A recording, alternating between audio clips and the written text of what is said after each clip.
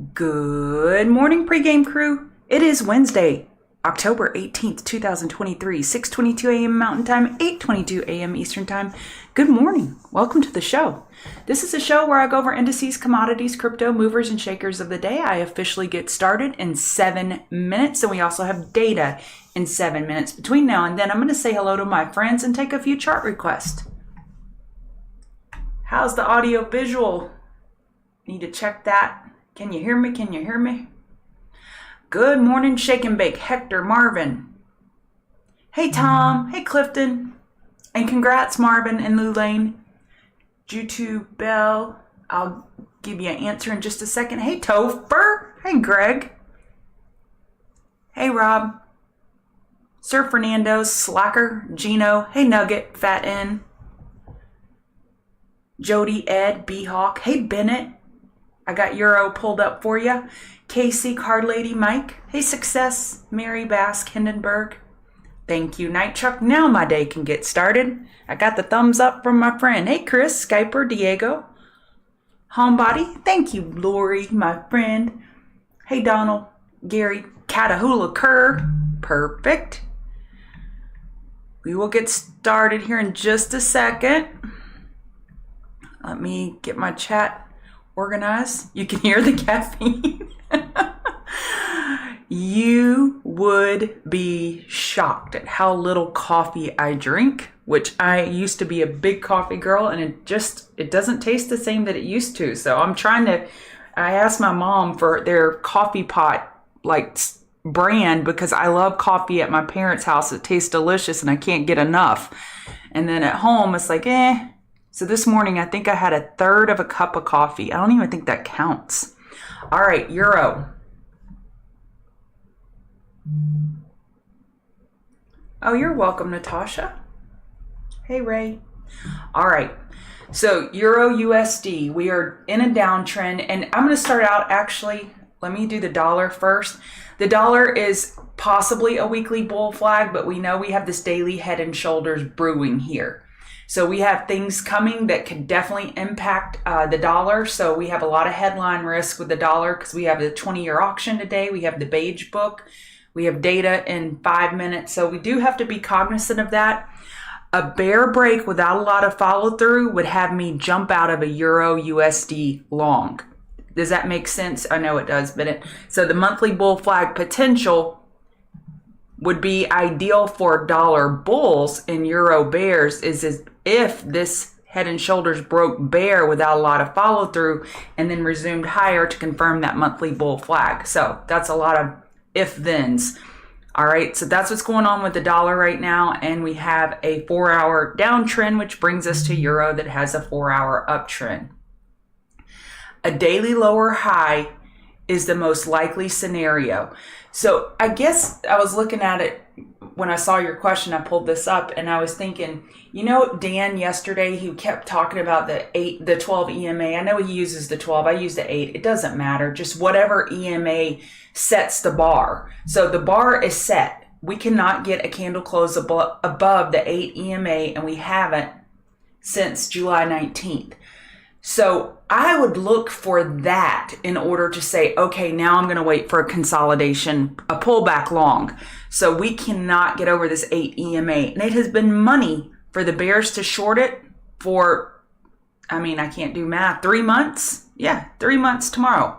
It's been pure gold to short the 8 EMA. So we want to see a change in character. Right now, this 4-hour uptrend's not getting a ton of follow through. So a daily higher low is where I would be most comfortable, if that makes sense. And sometimes I'll say, okay, let's just get an anti-FOMO position because I don't want to miss this long. I would think you would get an opportunity to get in here, especially with this hourly downtrend. So daily consolidation has begun. So I would look to bottom fish a daily higher low to see if you're finally going to get that break above the 50 RSI and the 8 EMA. Get an espresso machine. But then if you get espresso, you consume a lot of milk. And even if it's not even milk, like oat milk has so many seed oils in it. And then I guess almond milk could be, almond or coconut milk could be an option. It's just, ugh. Hey, James, you're a beginner? That's okay. Just a warning, I talk fast. So doesn't mean that you won't be able to catch on. So if you have to slow me down on your speed on YouTube, I completely understand. And then just keep coming back and then you'll get more used to the terminology. Good morning, Clifton. I'm sorry Nightbot edited you. Edited it. All right, going back to the top. CGC. We have data in 2 minutes. We have a tightening pattern now on the daily, and I've got a lot of opinions. I will say they're opinions, and I have a lot of data on patterns, and I'm going to share that with you today. I think we get too hung up in patterns. I'm the one that did mention this weekly potential inverse head and shoulders. I think it's too drawn out now. So now I'm just going to focus on price. Look at the squeeze on the hourly chart. Look at this.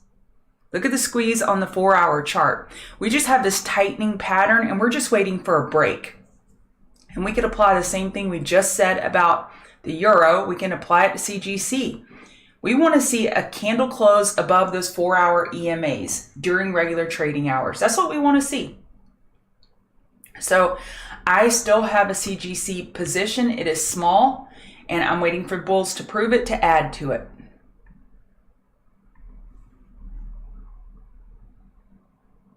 Just drink espresso straight. Ugh. Man, maybe I've lost my taste buds or something. I don't know. I shared this with my mom's friend that I couldn't drink coffee anymore. And she said, and my mom was saying, well, Lori, you had COVID. So I had COVID twice. And I'm wondering if that's what did it. Okay, Nightbot just deleted Topher's comment. That makes no sense. Okay.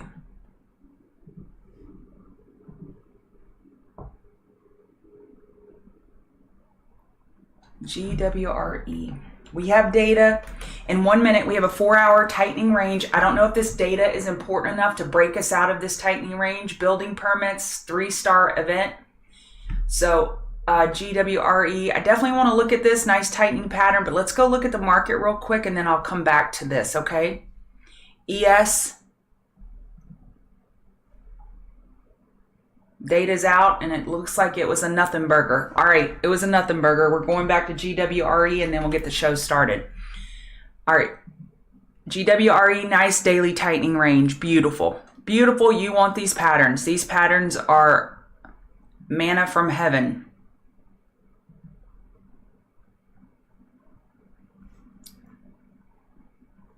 Monthly 50 MA is overhead. That looks a little daunting. So you just play this the break of the tightening range. It's a go with trade. I like to say that. Go with. So just go with whoever takes this out of the tightening range. Go with them. If it's the bulls, go with them. If it's the bears, go with them. All right, y'all ready? Let's get started. There are 200 of you right now that jumped on early and only 70 likes. I know we can fix that. All right, hit that like button. Good morning. This is who I am. I'm Chart Gal Lori, and I am full of sass and sweetness, I hope. Sass and sugar and southernness. I am originally from Louisiana. I live in the Northwest now. Accent still comes through loud and clear. I'm told my family says my accent's completely gone. If you want to give me a follow on Twitter, at Chart Gal Lori, that would be lovely. What I do here every morning, besides give you that sugar and sass, is I give you technical analysis on charts that I'm watching. I know you want your chart request answered. I'm looking at about 300 charts, 400 charts every morning, and I'm looking for my favorite setup. So I've combed through setups and I'm looking to bring you the best. And I do want to do a chart request show. We'll do that soon. All right, let's get started on the indices. The economic events first. We just had the building permits. We have oil inventory. We got a lot of Fed speak. And the 30-year bond auction, I think it was last Thursday, kind of rattled the market. So be careful. Don't discount the bond auction and the beige book. It could impact the market. All right, what I do here every morning is I show you this handy dandy table. And the table is pointing more bearish than bullish, but I am definitely more neutral than this table is reflecting. Just like Dan said in the market recap video, yesterday's recovery from Nvidia dropping, what was it, 7%, was super impressive. So the bulls, they really put some work in. So I'm definitely more neutral than I am bullish or bearish. I'm just waiting for these tightening ranges to break. All right. So the tightening range on ES on the 4-hour, we did have this higher high here and here, but they didn't get follow through. Then you could say, well, is it a rising wedge? Because we got 2 higher highs now without follow through. That is rising wedge criteria. It could be, but I'm just going to look at it straight on with price action. And let me get my pattern comments out here right now. This is as good a spot as any. I don't want to mark up this chart too much and then have to delete it. So Hang Seng was down 0.23% and DAX is currently down 0.47%. Biden is in Israel's, and we do have geopolitical headline risk. All right. I get asked more times than you can shake a stick at every day, is this a blank? Is this a cup and handle? Is this a rising wedge? Is this a diamond pattern? And I happily answer the question from my technical analysis experience, whether I think that pattern exists. I can tell you 90% of the people that I am mentoring, trading with, helping, they put too much emphasis on patterns. Because if the pattern doesn't have an edge present, it's meaningless. What in the heck does this woman mean? Well, I'll show you on that. And news without an edge present can be meaningless. So let's go break this down. And this may help somebody today. SMCI. This is one of the most clear megaphone patterns I've seen in a while. All right, do y'all see that? I was looking at this chart saying, man, that's a short. I need to take that top fish. And I go look at the daily. Look at that bullish engulfing candle yesterday that totally eclipsed the entire inside day, the prior day candle. It just totally eclipsed it. Outside bar now. So outside bars create those megaphones, right? Well, is a daily higher high possible? Absolutely. It's possible. And weekly, we got a higher high. Monthly, this could be a bull flag. Okay, do you see what I'm talking about? So 4-hour got a higher high with plenty of room for a higher low. I don't have an edge. So if I can identify a pattern, yippee. If the pattern does not have confluence with price action and your edge, it's meaningless. It means nothing. So, woohoo, I drew a perfect megaphone. Yay. Now, is this tradable information? Is this actionable information? No, it isn't. I can't do anything with it because of where it is. And it has bullish patterns, weekly higher high, monthly potential bull flag, daily has room for a higher high, bullish engulfing candle yesterday. Why would I go in and short this? So I want you to think when you're busy trying to put patterns on everything, is it giving you an edge? Is it tradable information? If not, it is an exercise in futility, and stop it. All right? Well, that was a soapbox moment if I've ever seen one. And then I also typed out on the chart I was just on that news. News without an edge present can be meaningless. And what do I mean by that? So this morning we had news come out on Visa and MasterCard. Let me see what the news is. Visa, MasterCard, credit card firms down pre-market after report Fed to propose lowering debit card swipe fees. All right. Well, they're down on this news. Does that mean I go auto short MasterCard? No. I have to go look at the chart. What's the most important thing here? Weekly lower high is the more likely scenario. And I could make a case for a potential weekly head and shoulders.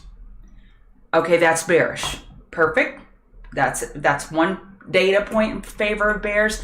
Most importantly, a weekly lower high is the more likely scenario. Coupled with the bearish news, then I have an actionable trade. So we have a potential weekly head and shoulders. Weekly lower high, the most likely scenario. We got bearish news. then therefore, ... I have confluence. Do you see that? So in our unending quest to put patterns on everything, if it's not giving you an edge or actionable trade, then why even go through the exercise of identifying it? Okay, price action and most likely scenario and probabilities for the right side of the chart are the most important decisions and sequencing that you should be doing. All right, now got that out off the old chest.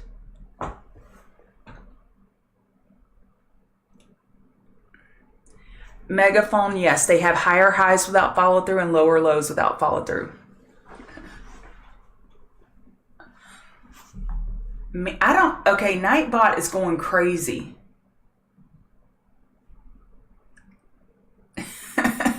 Manny, it censored you on butt. Sorry. Yeah, I don't know why you're getting censored, Topher. Oh, that's nice, Basque. All right, let's get to the charts. A weekly lower high is the more likely scenario. What's going to come first, chicken or the egg? Oh, I'm cracking myself up over here. So are we going to get a daily higher high or not? We could get a daily higher high without follow through, hit that daily 50 MA overhead, and that could set that weekly lower high. And in my head, that's how I'm sequencing it, but it doesn't mean I'm trading based on that. I'm just putting all these scenarios, potential scenarios out there. So a weekly lower high is a more likely scenario. A daily higher high is not off the table. A 4-hour tightening pattern, we continue to tighten in this pattern, and we have support at 436575 for the moment. We have Netflix and Tesla earnings after hours and LRCX. We have a lot of earnings. We had airline earnings yesterday after United reported, and they put out some pretty abysmal guidance and forecast, and they are down this morning as well. All right, and Morgan Stanley got beat up this morning. Are they still beat up? Yep, they're down 3%. Okay, so let's go back to ES. And I'm just telling you, I'm looking for a 4-hour higher low, and then the tighter we go. In my opinion, the 20-year auction, which is at 1 p.m., could break us out of this. We could break before then, but that I think for sure we would be breaking out of it. Let me actually put a timeline on this. And can we put a timeline on a break? Yep, we sure can. Okay, so the break. Yeah, the break's going to happen today. You see what I'm doing, how I'm hovering? We could stay inside this and Tesla and Netflix break us out right here at the earnings. So that could happen as well. Break us out or break us down. Do you see what I'm doing? I drew these trend lines and I'm trying to figure out the timing of how is this, if we get that 4-hour higher low, lower high, how far can we stay? How long can we stay in this tightening pattern? All right, let's go look at NASDAQ. NASDAQ, same thing. We have a tightening pattern. It's a little bit weaker than ES. I can't draw the bottom because we don't have enough touches. Escape, escape. So this pattern would likely break with Netflix and Tesla earnings. So NASDAQ and QQQ, the holdings, I think Dan said it's 16 or something. I went down a rabbit hole yesterday on Netflix Netflix holdings. And Netflix is only 3% of the XLC and 1.34% of QQQ. So it doesn't have a huge impact, but Tesla should. Tesla's not in the top 10 of XLC. Okay, let me look here.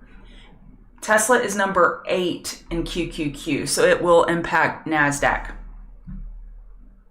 Can I turn down the sensitivity of the Nightbot? Yes, I can, and I'm going to ask Jason to do that when I'm done with the show for sure.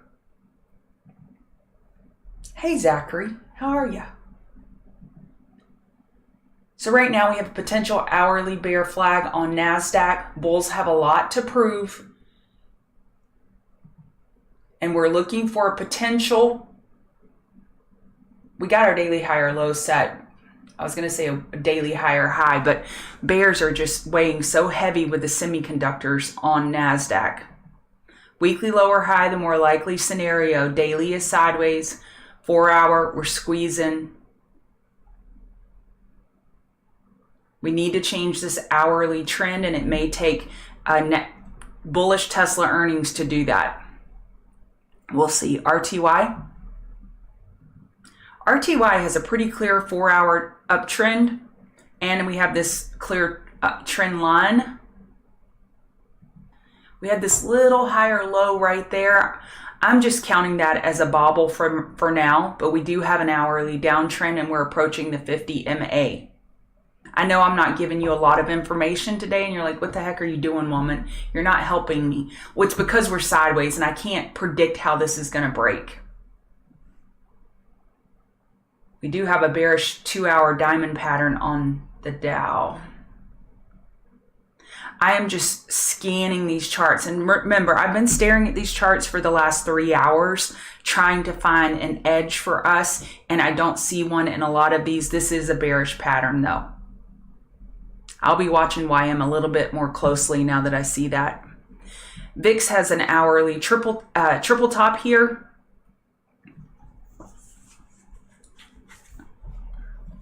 I'm watching the market. So we had this, it had megaphone behavior is what I called it, but it's not a classic megaphone on VIX. But on VIX, we are looking for, one second, a 4 hour lower high. Where that gets set, we don't know, but we're looking for a 4 hour lower high on VIX, and that would be bullish for the market if that can get set sooner than later. All right, I talked to you about Hang Seng, and I have notes that are off screen for TCG members. I'll copy and paste those in the chat room when I am done. And Jerome Powell is speaking tomorrow. Just a reminder, he is speaking. We have lots of Fed speakers today. So VIX 4 hour lower high is the more likely scenario, and that's bullish for the market if it could come to fruition. War, any bad war headline of other countries getting involved could definitely escalate things and then weigh heavy on the market. And God forbid anything happen to, I don't want anything happening to anyone. This isn't a political statement. It's just a human statement. If something were to happen to Biden while he's visiting over there, that would be disastrous for the market. So I just think about all of those what if scenarios. I pray that it doesn't happen. However, I definitely don't want to be in heavy positions with that unrest over there and geopolitical headline risk. So let's say that my average position, just for round number's sake, is on Tesla is 10 puts or 10 calls. All right. If that's my normal position, I find myself trading 4 or 5 because I'm decreasing my position size because we have all these Fed speakers, we have all of these auctions, and we have all of this headline risk with Jimmy Carter still in hospice. We got Biden in Israel. It's a very hot situation over there. So, all right, Bitcoin is red overnight, hourly downtrend. 4 hour is still sideways from that fake news pop. We consolidated, and we've just been holding the EMAs on the 4 hour going sideways. So Ethereum was surprisingly stronger this morning on the hourly chart. I'm like, what the heck is going on with Ethereum? It's been weaker for weeks at least. All right. So this is the other bullish market scenario is if, and I'm saying if, the dollar could get a 4 hour lower high compared to 106.525. If this can happen and this could happen, that's 2 points in favor of market bulls. So those are two things I'll be watching. And I think the Dow diamond bearish pattern is a point in favor of bears. All right, let's look at gold. Gold bulls are screaming like their hair's on fire. They're coming into resistance 1968.90. Let me type this on this chart again. This is a war chart. People like physical assets when there's a war. So it's a war chart. Here's another war chart. But I'm a little bit more bearish on oil, of course, than I am on gold. Gold bears will be waiting up here, but I'd wait for a shorter term time frame trend change to the downside before I'd try a top fish on gold. And oil is getting an upper wick here.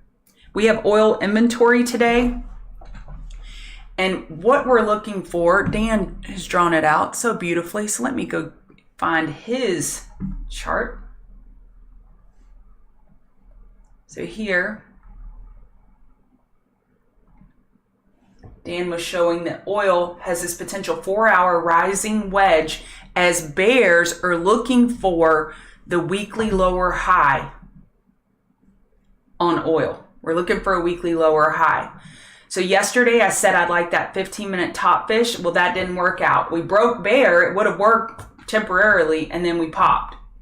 Okay, so now I'm saying I like it again for another top fish, looking for that rising wedge to possibly play out. So I like a push up on oil for a short against the high of day.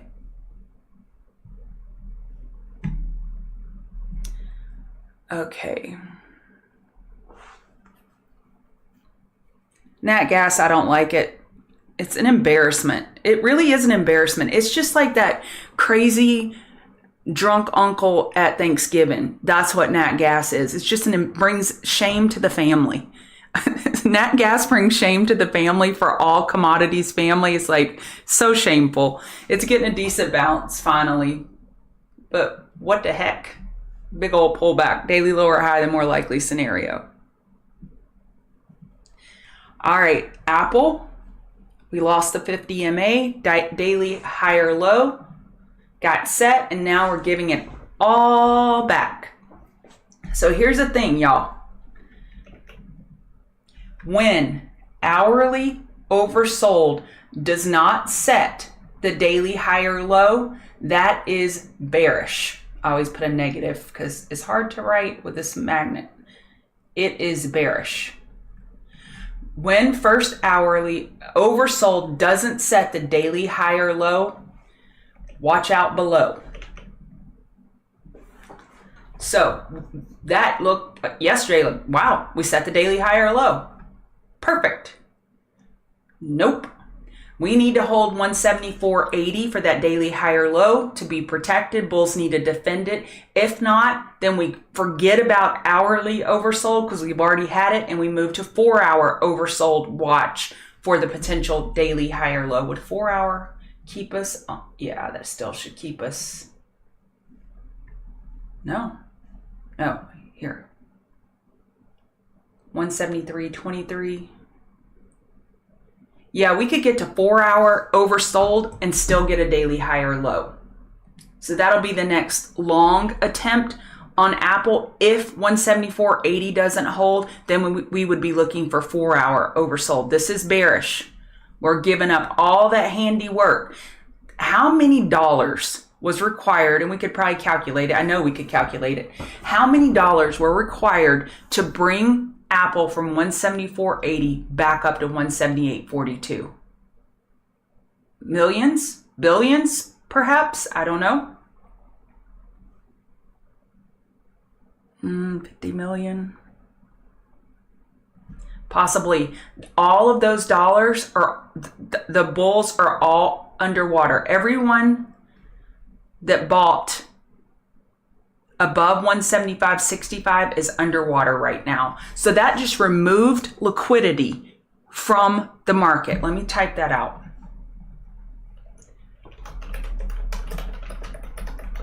So dollars that were present yesterday to buy dips, those dollars are gone. They're gone. That money's gone. So now who's going to step up and buy it? So that is a huge problem when you V-shaped bounce and give it all back. It's not just the location on the chart that presents a problem. It's the fact that those dollars are gone and no longer present in the market to buy more dips. I'm not saying there's not a lot of money on the sidelines, but this particular money is gone. Amazon. And I like to walk through those things in my head. Again, always giving myself time to think, because that reminds me how bearish it is. Not that it's just, oh, V-shaped bounce and they gave it back. Bleh. No, it's that all those dollars are gone and no longer here to buy more Apple or buy more Amazon. Okay. So Amazon's in a little bit better position. And this one is stumping me if I am honest, which I am. So Amazon had some type of AI news this morning. It's 6:53, and I am just a talker. Okay, Amazon announces introducing an array of new AI and robotics capability in their warehouses. Okay, that's positive news, but that's not the big positive news. This is it. It is not about Amazon, it's Shop. Look at Shop's news. This is incredible. 4 hours ago, Shopify predicts huge earnings jump. They're projecting their November 2nd earnings release that they'll have an 850% increase in earnings. Company sales expected to reach 1.66 billion. Okay, 850% increase sounds huge, but it's just the projected earnings is to stand at 15%, 15 cents per share. What was it, 5 cents before? I don't know. Either way, this is bullish for Shop, but wouldn't that be bullish for Amazon too? Because if online shopping is up and Amazon had their best Prime Day, which Prime Day was not part of third quarter earnings, but still, shouldn't that be bullish for Amazon? I would think so, but they're not benefiting. They are holding up better than Apple. This could be just an inside day. If NASDAQ breaks the 4-hour EQ, Amazon will likely go the direction that it goes. Speaking of giving it all back, how many millions of dollars did it take for NVIDIA to do this bounce? 5% bounce, 5% recovery, and give it all back. And we had a downgrade this morning. So we're looking for a potential weekly high or low, but this weekly head and shoulders is looking more and more likely. And I was talking about sequencing Monday with a trader, and I was going over this head and shoulders, and he killed it on this head and shoulders, by the way. But I kept warning him, don't get overly bearish. What if we were to break this neckline of 403.08, flush $400 psychological, and then bounce because we have this potential monthly bull flag on a higher time frame? You better bet if it were to break $400, I would be looking for a potential buy. I think that'd be a buy the dip moment. And that's just me sequencing things out in my head, looking ahead. I see y'all have a lot of NVIDIA questions. Yeah, it broke support. It broke 432.46, but it did not break the weekly neckline yet. I think bounces are for shorting. I shorted over here around 446.50. I posted my entry in chat, general chat, and all of my exits. That was a fun trade. I told the midday viewers here. So I was live here. And I told them that my Queen of the Mountain for the last half of the day for yesterday was NVIDIA short. And I would post when I got in puts, and I'd post when I exited and why I got in and why I exited. And I did. I did not get this full move down. I popped out. I went from 446 to 440 was my last out. Tesla holding up much better. And that's not a shock because we do have earnings after hours. So how beat up are we from the last earnings?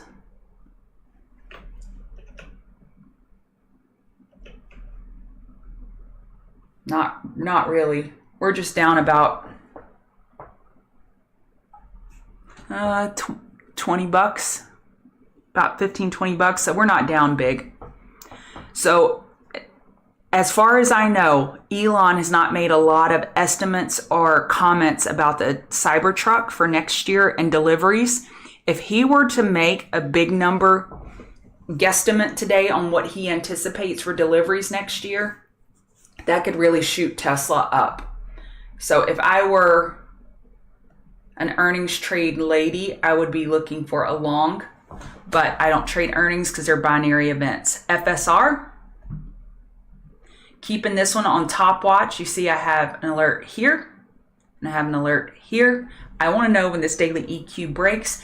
The short float is 46.5%.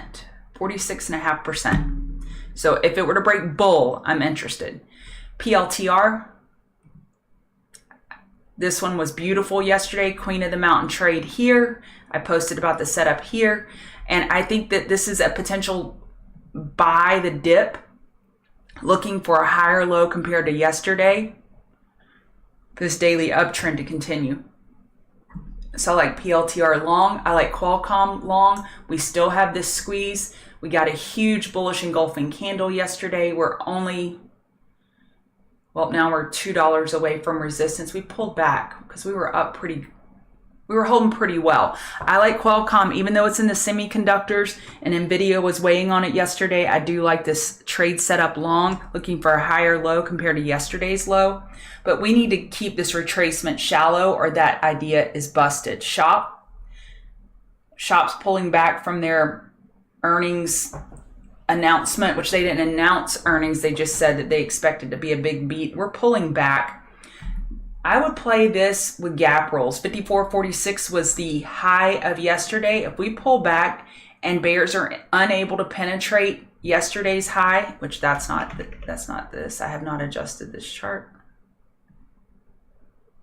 Here, 54.46. If bears are unable to penetrate, that could penetrate yesterday's range. That could be a go long signal. XLF, I have FAZ with Dan. I followed him on this trade because I like the idea. I like that the weekly 50 MA is overhead. We're looking for a weekly lower high. Daily 50 MA, immediate rejection yesterday. So bounces are for shorting right now because they're selling. Even good bank earnings, they're selling because the forecasts have been weak. And Visa is a top watch for me today. We have this daily trend line that's pretty clear. Dan was pointing out there's a 4-hour potential rising wedge to possibly mark this weekly lower high. They have bearish news, and potential weekly lower high was the most likely scenario. So I love this short. This will be a swing for me. I'm looking for a swing short on Visa. You're welcome. All right, it's 7 o'clock. Y'all have a wonderful day. Y'all use stop losses, TCG members. I'll have these notes over to you in a jiffy.